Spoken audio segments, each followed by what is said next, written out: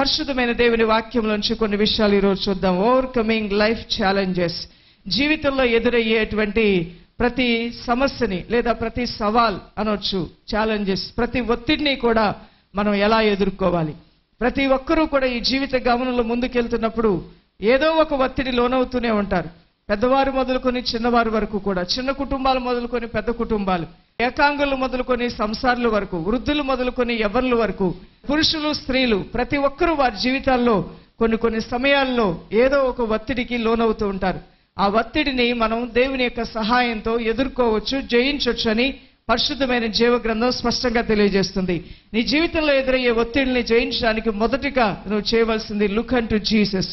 యేసు వైపు చూస్తూ నువ్వు వెళ్ళు, నీ జీవితంలో ఎదురయ్యే సమస్యలను తప్పకుండా జయిస్తావు. హెబ్రీలు రాసిన పత్రిక 12వ అధ్యాయము 1 నుండి 4 వచనాలు. ఇంత గొప్ప సాక్షి సమూహము మేఘం వలె మనల్ని ఆవరించి ఉన్నందున మనము కూడా ప్రతి భారమును సులువుగా చిక్కులు పెట్టు పాపమును విడిచిపెట్టి విశ్వాసమునకు కర్తయు దానిని కొనసాగించు వాడైన యేసు వైపు చూచుచు మన ఎదుట ఉంచబడిన పందెములో ఓపికతో పరిగెత్తుదుము. ఆయన తన ఎదుట ఉంచబడిన ఆనందము కొరకే అవమానమును నిర్లక్ష్య పెట్టి సిలువను సహించి దేవుని సింహాసనం యొక్క కుడిపార్శ్వమున ఆసీనుడై ఉన్నాడు. మీరు అలసట పడకూడదు. మన గమ్యాన్ని మనం చేరే క్రమములో మనం యేసు వైపే చూస్తూ వెళ్ళాలి కానీ అలసిపోకూడదు.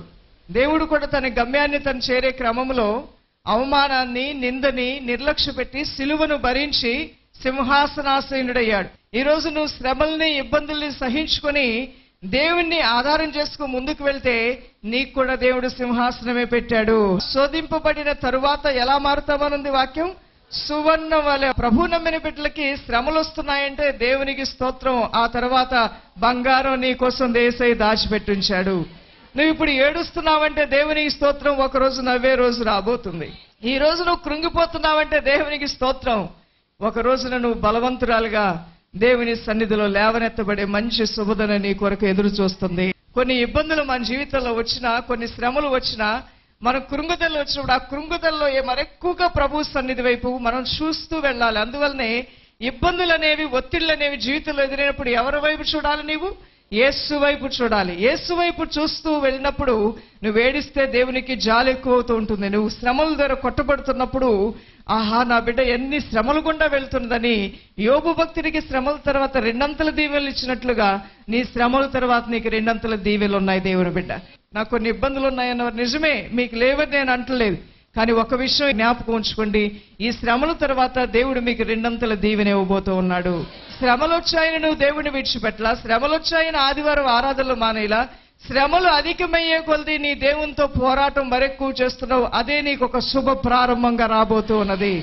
అదే నీ జీవితంలో ఒక శుభకార్యంగా మారబోతూ ఉంది. కాబట్టి దైవజన మా పిల్లల కొరకు ఏడ్చావేమో, ఇన్ని రోజులు ఆరోగ్యం పోయిందని ఏడ్చావేమో, ఇన్ని రోజులు సంతానం లేదని ఏడ్చావేమో, ఇన్ని రోజులు అన్నా కూడా చాలా సంవత్సరాలు ఏడుస్తూనే వచ్చింది. 1 సంవత్సరం ఇక తట్టుకోలేక మరీ ఎక్కువగా ఏడ్చింది. ఇక మరెన్నడూ ఆమె ఏడవకుండా దేవుడు 6 బిడ్డలనిచ్చి దీవించాడు. దేవుని స్తోత్రం. రాత్రి చీకటి వచ్చి తెల్లవారి వెలుగు వచ్చినట్లుగా ఈ రోజు దుఃఖం వచ్చింది, రేపు నీకు సంతోషమే దేవుడు దాచిపెట్టాడు. అందువల్లనే దైవజనమా యేసు వైపే చూడాలి. తర్వాత వచనం కూడా చదువుదాం. మీరు అలసట పడకయు మీ ప్రాణములు విసుగకయు ఉండునట్లు పాపాత్ములు తనకు వ్యతిరేకంగా చేసిన తిరస్కారం అంతయు ఓర్చుకొనిన ఆయనను తలంచుకొనుడి. మీరు పాపముతో పోరాడుటలో రక్తము కారునంతగా ఇంకా దానిని ఎదిరింపలేదు. రక్తము కారునంతగా దేవుడు పాపముతో పోరాడాడు. సిలువను సహించిన యేసును తలంచుకుంటూ నీవు కూడా యేసు వైపే చూస్తూ ముందుకు వెళ్ళు. యేసు ప్రభువారు తండ్రి నీ చిత్తమే నెరవేర్చబడును గాక అని భూమి మీద ఆ శ్రమలలోనూ, ఆ సిలువ శ్రమలలో ఆ రక్తం ఓడుతూ ఉన్నప్పుడు కూడా తండ్రి నా ఆత్మను నీకు అప్పగిస్తున్నాను. తండ్రితోనే మాట్లాడాడు. ఎవరితో ఆయన కాంటాక్ట్ లేదు, తండ్రితో మాత్రమే మాట్లాడుతున్నాడు. గెత్సెమనే తోటలోకి వెళ్ళినప్పుడు కూడా తండ్రి ఈ పాత్ర నీ చిత్తమైతే నా ఎదురు నుంచి తీసివే, నా చిత్తము కాదు నీ చిత్తమే నెరవేర్చబడుగాక. ఎప్పుడూ తన కాన్సన్ట్రేషన్, తన గురి, తన ధ్యేయం, తన ఆలోచన అన్ని తండ్రి మీద పెట్టుకుని వెళ్ళాడు. అందువల్ల ఆయన సింహాసనాసీనుడయ్యాడు. ఈ రోజున నీకు ఎన్ని ఇబ్బందుల్లో ఉన్నా, ఎన్ని శోధనలో ఉన్నా, ఎన్ని కష్టాలు గుండా వెళ్తున్నా యేసు వైపే చూస్తూ వెళ్ళు. నీ కష్టాలన్నీ తొలగిపోతాయి. ఈ రోజు ఏడుస్తున్నావు, రేపు చిరునవ్వుతో ఉంటావు. ఆ నవ్వు నిరంతరము ఉండే విధంగా దేవుడిని దీవించి హెచ్చిస్తాడు. రెండవదిగా దేవుని బిడ్డలారా, జీవితంలో ఎదురయ్యే సమస్యలను, ఒత్తిడులను జయించడానికి మొదటిగా ఎవరి వైపు చూడాలని చెప్పుకున్నాం? యేసు వైపు. రెండవదిగా ఫోకస్ ఆన్ యువర్ గోల్. నీ గురి మీద నీ యొక్క కనుదృష్టిని పెట్టి ముందుకు వెళ్ళిపోతూ ఉండాలి. నీ గురి అనేది ఏంటో ఒక్కసారి మనసులో నిర్ణయించుకోవాలి. ఇది నా గురి, ఇది నా ధ్యేయం, ఈ దీనిలో నేను వెళ్తున్న క్రమంలో ఎన్ని విధాలైనటువంటి ఇబ్బందికరమైన శోధనలు వచ్చినా నా ప్రభువు నాకు సహాయకుడుగా ఉంటాడనే ఒక ధ్యేయం నువ్వు కలిగి ఉండాలి. దానికి ఒక మంచి ఉదాహరణ భక్తుడైనటువంటి యోసేపు. యోసేపు తన జీవితంలో ఒక దర్శనాన్ని కలిగి ఉన్నాడు. కొన్ని దర్శనాలు అతను చూశాడు, కొన్ని కలలు దేవుడు అతను చూపించాడు. అవి దేవుడు నెరవేరుస్తాడనేటువంటి ఆ వాగ్దానాల మీద నమ్మకాన్ని, ఆ గురిని పెట్టుకున్నాడు.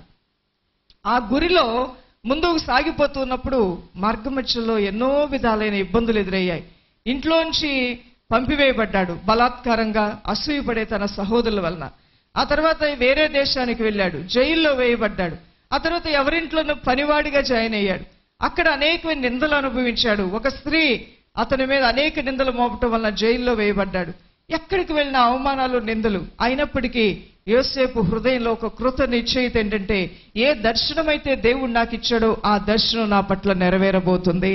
ఇన్ని ఇబ్బందులు గుండా వెళ్తున్నా అతను ఏదైతే నమ్మాడో, ఏదైతే విశ్వసించాడో అదే అతని పట్ల ప్రభు నెరవేర్చాడు. ఈ రోజు ఇన్ని వాగ్దానాలు చదువుతున్నావు. చిన్న పెద్ద వ్యాధులు ఏవో నీ దేహంలోనే ఉన్నాయి. ఉన్నప్పటికీ కూడా నువ్వు నమ్మే మాట ఏంటో తెలుసా? ఏ తెగులు నా గుడారమును సమీపించదు అనేదే నువ్వు నమ్ముచున్నావు. అంటే రోగాలు ఒకవైపు నిన్ను తరుముతూ ఉన్నా, ఆర్థిక సమస్యలు మరొక వైపు నిన్ను తరుముతూ ఉన్నా, నన్ను బలపరచువాని నేను సమస్తము చేయగలను. నీ పరిస్థితులు నీకు వ్యతిరేకంగా పోరాడుతూ ఒంటరితనం అయిపోయింది. అన్నిటికీ ఏ పని చేసుకోవాలన్నా నీ ఒంటరి పోరాటం అయిపోయింది. ఎవరి సహాయం లేకుండా, ఒక ప్రోత్సాహం లేకుండా ఉన్నావేమో. అయితే దేవుని మాటే నీకు గొప్ప సహాయం అయి ఉన్నది. దేవుని యొక్క ఆ మాటే అనగా ఆ మాటలో ఉన్నటువంటి ఆశీర్వాదం. నన్ను బలపరిచే దేవుడు ఉన్నాడు. నన్ను బలపరచువాని యందు నేను సమస్తము కూడా చేసుకోగలను, తప్పకుండా అన్నిటినీ నేను జయించగలను అనేటువంటి ఈ వాగ్దానాలు ఎప్పుడైతే నీ హృదయంలో పదే పదే నీ జ్ఞాపకం వస్తూ ఉంటాయో, ఆ యొక్క వాగ్దానములు నువ్వు నమ్మటం వలన నీ మార్గ మధ్యలో వచ్చే ప్రతి సోదరుని దేవుని సహాయంతో నువ్వు జయించి ముందుకు వెళ్ళిపోగలుగుతావు. ఒక సహోదరి 10 లక్షలు ఖర్చు పెట్టాం, పాపకి మచ్చలున్నాయని. శనివారం ఉపవాస ప్రార్థనలో 10 లక్షలు ఖర్చు పెట్టిన పోని రోగము యేసయ్య సన్నిధిలో పోతుంది, ఆ తెగులు ఆ బిడ్డ దేహాన్ని తొలగిపోతుంది నమ్మారు. కానీ తెగులతోనే వచ్చారు. ఆ బిడ్డలో ఉన్నటువంటి ఆ నల్లటి మచ్చలతోనే ప్రార్థన చేస్తున్నారు. ఆమె ఒక వాగ్దానం నమ్మింది, ఉన్న వ్యాధి రోగములన్నీ ఆయన పొందిన గాయముల ద్వారా స్వస్థత కలుగుతుందని. అంతిమ గురి ఏంటంటే, తప్పకుండా నేను నమ్మిన దేవుడు నా కుమార్తెని స్వస్థపరుస్తాడు. 10 లక్షలు ఖర్చు పెట్టిన పోని రోగం, ఆ రోగం వల్ల అనేక రీతిలుగా భవిష్యత్తుకి అడ్డు ఆటంకం అయిపోయి చదువు ఆగిపోయింది. ఆమె హృదయంలో ఒక కృతనిశ్చయిత విశ్వాసం ఏంటంటే, ఈ వ్యాధి నుంచి తప్పక నా కుమార్తె స్వస్థత పడుతుంది అనే విశ్వాసంతోనే ప్రార్థనకు రావటం ప్రారంభించారు. ఆమె ఏదైతే నమ్మిందో, ఏదైతే తన బిడ్డ జీవితానికి ఆ ముగింపు రోగము కాదు ఆశీర్వాదము స్వస్థత నమ్మిందో, ఆ నమ్మకమే ఆ బిడ్డ పట్ల దేవుడు నెరవేర్చాడు. పరిపూర్ణమైన స్వస్థత ఇచ్చాడు. దేవుని స్తోత్రం కలుగును గాక. మేము నియర్లీ ఒక 10 lakhs దాకా పాప పక్షులను మేము ఖర్చు పెట్టడం జరిగింది. పాపకి ఇంజెక్షన్ పాయిజన్ అయిపోయింది, టోటల్ బ్లడ్ పాయిజన్ అయిపోయింది సిస్టర్. అస్సలు పిల్ల బతకదని చెప్పేశారు. ఒక్కొక్క ఇంజెక్షన్ 25,000 పట్టి మీరు తీసుకుని పాపకు వెయ్యాలంటే అట్లానే ప్రస్తుతం ఫైనాన్షియల్లీ మేము చాలా డిప్రెషన్కి వెళ్ళిపోయాము. చాలా సీరియస్ కండిషన్. మా పాపకి అసలు బతుకుతుందని మేము అనుకోలేదు సిస్టర్. అసలు 48 hours టైం కూడా ఇచ్చారు పాపకి. వచ్చేటప్పుడంతా సిస్టర్ చెయ్యి పెట్టి ప్రేయర్ చేసిలోనే మేము చాలా మేలు పొందుకున్నాము. డాక్టర్స్ కూడా ఏం భయపడవద్దు, ఇప్పుడు బాగానే ఉంది పాప కండిషన్ అని. పాపకు హాల్ టికెట్ కూడా ఇవ్వలేదు కాలేజీలోని, చాలా ఇబ్బంది పెట్టేశారు.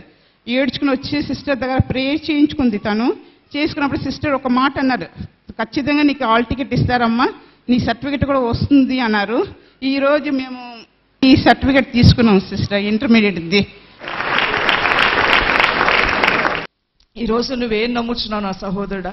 ఈరోజు నీకు ఉద్యోగం లేదు, కానీ దేవుని యొక్క మాట మీద ఆశ పెట్టుకున్నవాడు ఎన్నడూ నిరాశపరచబడడు. దీన్నే ఒక గోల్ అంటారు. జీవితంలో ఎదురయ్యే శోధనలు జయించడానికి నీ జీవితంలో అమ్మా నాన్న చెప్పినటువంటి ఉద్దేశాలే కాదు, ప్రభు నీతో చెప్పిన మాటలు కూడా మనసులో వాగ్దానాలని ఇక్కడ భద్రపరచుకోవాలి. మరియమ్మ అన్ని శ్రమలను సహించిందంటే దేవుడు పలికిన మాటలు, నీ కడుపును పుట్టేది లోక రక్షకుడమ్మా, నీ కడుపులోంచి ఒక బళ్ళం దూసుకుపోతుందమ్మా అని చెప్పినప్పుడు అవన్నీ మనసులో పెట్టుకుంది.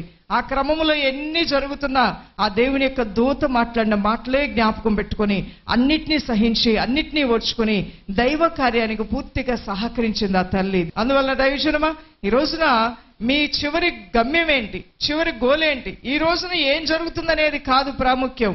నీవి ఏదైతే జరుగుతుంది మేలేని నమ్ముచున్నావో అదే నీ పట్ల జరగబోతూ ఉన్నది. ఇప్పుడు మీ పిల్లలకి చదువు రావట్లా, మీ పిల్లల్ని నువ్వు ఎలా చూడాలి? చదివి మంచి మార్కులతో పాస్ అయ్యి మంచి ఉద్యోగాలు సంపాదించేవారిగా ఉంటారని మీరు నమ్మాలి. థామస్ అల్వా ఎడిసన్ ఆయన కరెంటును కనుగొన్నాడు. ఆయన తల్లికి టీచర్ లెటర్ పంపించింది, మీ అబ్బాయి మెంటల్లీ డిజార్డర్, మానసిక రోగి, స్కూల్లో చదవటానికి పనికిరాడు, అందుకని మా స్కూల్లో ఇలాంటి వాళ్ళని ఉంచుకోము అని ఆవిడ డిస్మిస్ చేసి పంపించేసింది. ఆ లెటర్ పట్టుకొని వచ్చాడు. అమ్మ, టీచర్ నీకు లెటర్ ఇవ్వమన్నారంటే ఆ లెటర్ చదివి ఆమె లోపలికి వెళ్ళి ఎంతో ఏడ్చిందంట. అమ్మ మా టీచర్ ఏం రాశారంటే, బాబు మీ టీచర్ నువ్వు జీనియస్ అని రాసింది, నువ్వు బాగా ఎక్సలెంట్ స్టూడెంట్ అంట, నువ్వు బాగా చదువుతావంట, నువ్వు మహాజ్ఞానం అంట. అందువల్ల టీచర్ ఏం చెప్పారంటే, ఇలాంటి చిన్న చిన్న స్కూల్లో ఇంత మేధావికి మరి చదవటానికి మేము చదువు అంత జ్ఞానాన్ని నేర్పించడం, ఈ మేధావిని పెద్ద స్కూల్లో జాయిన్ చేయమని రాసిందాం అంటే బాబు అనుకున్నానంటే, నేను జీనియస్, నేను బాగా చదువుతానంట, నేను మేధావినంట, మా టీచర్ చెప్పారంట అని బయటికి వెళ్ళినప్పుడు అడుగుంటారు. ఏంటి ఈరోజు స్కూల్ ఎందుకు రాలేదంటే, ఆఫ్టర్ ఆల్ అది చిన్న స్కూల్, నాకు మా మమ్మీ నన్ను ఎక్కడ జాయిన్ చేస్తుంది, పెద్ద స్కూల్లో జాయిన్ చేస్తానని సంతోషంగా చెప్పాడు. ప్రతి ఆదివారం Thomas Alva Edison Sunday school తీసుకుని వెళ్ళేదంట తల్లి. ఆమె దేవుని మందిరంలోకి వెళ్ళి కన్నీటితో ఏడ్చిందంట, అయ్యా నా బిడ్డ మెంటల్లీ డిజార్డర్, ఒక ఆర్డర్ లేనటువంటి స్థితిలో నా బిడ్డ ఉన్నాడని లెటర్ రాశారు. ఏ స్కూల్లోకి వెళ్ళినా నా బిడ్డకి ఇలాంటి ట్రీట్మెంటే జరుగుతుంది, ఇక నేను ఏ స్కూల్కి నా బిడ్డని పంపలేను, నా బిడ్డకి ఇంట్లోనే నేను చదువు చెప్పుకోవాలి. అయినా నేను ఒకటి నమ్ముతున్నాను, నా బిడ్డ పిచ్చివాడని ఒక ముద్ర వేయబడినా, ఒకవేళ అదే నిజమైనా నా కుమారుడు మానసిక రోగైనా, ఒక రోజున నా బిడ్డని ప్రపంచానికి ఆశీర్వాదకరంగా నువ్వు చేయబోతున్నావు. థామస్ అల్వా ఎడిసన్ యొక్క తల్లి యొక్క అంతిమ గురి ఏమిటంటే, నా బిడ్డ మానసిక రోగి, నా కొడుకు పిచ్చోడు, నా కొడుకు పిచ్చోడు అని ఏడుస్తూ గోల చేసి బాధపడుతూ కూర్చోలేదు. కానీ ఆమె గురి ఏంటంటే, తన కుమారుని దేవుడు ఒక మేధావిగానే చేయబోతున్నాడు. ఆమె ఏదైతే అడిగిందో దేవుడు అదే చేశాడు. ఆ కుమారుడికి దేవుడు జ్ఞానం ఇచ్చాడు.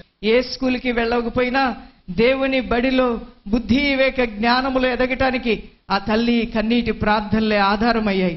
ఆమె పలికినది, ఆమె విశ్వసించింది.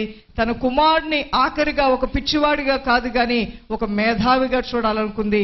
దేవుడు ఆమె హృదయ వాంఛని నెరవేర్చి ప్రపంచ దేశముల్లోనే కరెంటును కనుక్కున్న గొప్ప శాస్త్రవేత్తగా థామస్ అల్వా ఎడిసన్ దేవుడు వాడుకున్నాడు. దైవజనమా, ఇది గొప్ప కార్యమై ఉన్నది.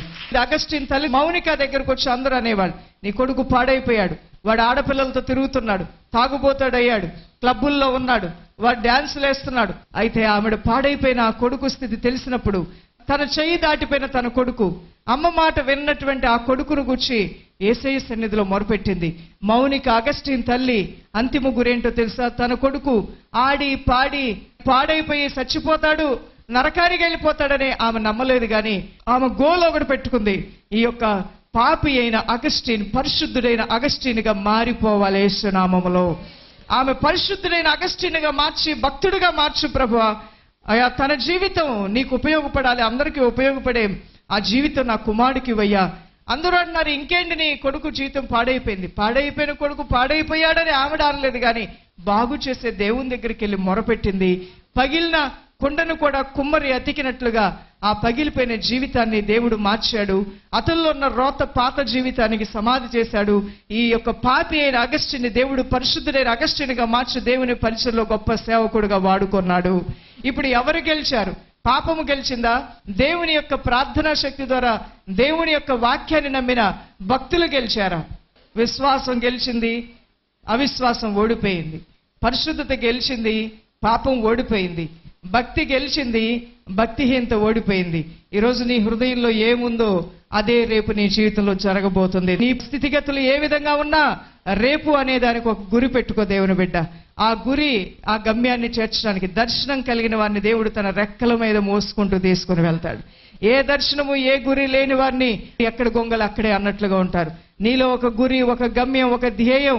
నా కుటుంబం అంతా రక్షణలోకి రావాలి, నా ఇంటిల్లిపాది భక్తిలో ఉండాలి, నా బిడ్డల జీవితాలు మారాలి అని అలసిపోకుండా, సొమ్మసిల్లిపోకుండా ప్రభు పాదాలు పట్టుకొని నువ్వు మొరపెడుతూ ఉంటే నీవు ఏమి ఆశిస్తున్నావో అది నీ పట్ల తప్పక దేవుడు నెరవేర్చబోతున్నాడు.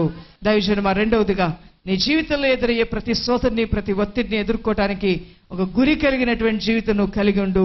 నీ మార్గ మధ్యలో ఎన్ని ఇబ్బందులు నీకు ఎదురైనా తప్పక నువ్వు ఆశించిందే నీ దేవుడు నీ పట్ల నెరవేర్చబోతున్నాడు. మూడవదిగా సీక్ ఫర్ హెల్ప్. దేవుని సహాయం కోసం ఎప్పుడు ఆయన దగ్గరికి వెళ్ళటానికి, దేవుని కృపాసనం యొద్దకు వెళ్ళటానికి వెనకాడవద్దు. 46వ కీర్తన 1వ వచనం, దేవుడు నాకు ఆశ్రయమును దుర్గమునై ఉన్నాడు, ఆపత్కాలంలో ఆయన నమ్ముకొనదగిన సహాయకుడు. ఈ మాట నీకు ఎప్పుడు ఆపదొచ్చినా జ్ఞాపకం రావాలి. అప్పుడు దేవుని సహాయం నువ్వు పొందుకుంటావు. నువ్వు అరణ్యంలో ఉన్నా, అడవిలో ఉన్నా, ఒంటరిగా ఉన్నా, నువ్వెక్కడ ఉన్నా నీతో పాటు దేవుడు ఉన్నాడు.